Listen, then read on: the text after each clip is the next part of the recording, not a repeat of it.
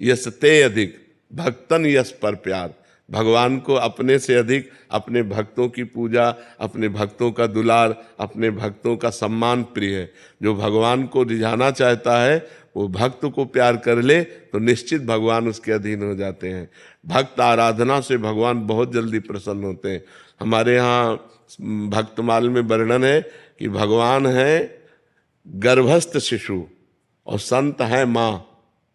तो जैसे बच्चे को पुष्ट करना हो तो माँ को अच्छा अच्छा पवा दो तो बच्चे को अपने आप पोषण हो जाएगा।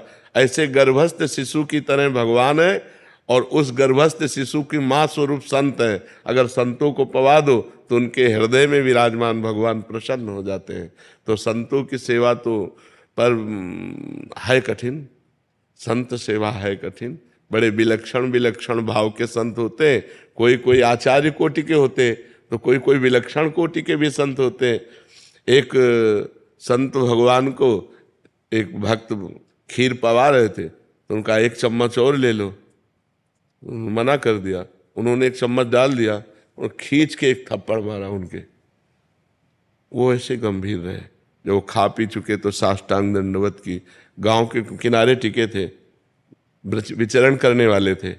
दूसरे दिन फिर गए और साष्टांग दंडवत की। कहा महाराज जी घर पधारो। उनका कल तुम्हें एक थप्पड़ मारा था, बुरा नहीं लगा? बोले महाराज जी ये तो आपका कृपा प्रसाद था। बोले तुम्हारी संत सेवा सफल हुई। तो इतनी क्षमता हो, नहीं तो फिर ये आ जाए ना हम एक चम्मच खीर ही तो और ज्यादा डाला था, कोई जहर थोड़ी डाला था, तो थप्पड़ क्यों मार दिया? संत से गर्मी दिखा दे, लेकिन नहीं, दास स्वभाव से। अलग अलग संतों का स्वभाव होता है। अगर हम संत सेवा कर ले गए तो भगवान अधीन हो जाएंगे, पक्का समझो। श्री हरिपाल जी नाम के एक महाभागवत हुए हैं। उनके गुरुजी ने जब उन्होंने प्रश्न किया कि मुझे भगवान का साक्षात्कार गृहस्थी में रहते हुए कैसे हो जाएगा, तो उन्होंने कहा कि अगर भक्तों की सेवा बन जाए, संतों की रोज सेवा हो, तो एक दिन भगवान स्वयं मिलने आ जाएंगे।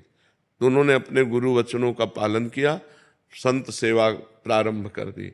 तो संतों को श्रद्धा और भाव चाहिए। तो अब जहाँ किसी संत की सेवा होती तो वो संतों से कहता यार कभी उधर जाना तो हरिपाल जी के यहाँ जरूर जाना, बहुत सुंदर संत सेवा करते हैं, बड़े सुंदर भगत हैं वो। अब वहाँ संतों की मंडलियां आने लगी। अर्थ सीमित था, धीरे धीरे सब संत सेवा में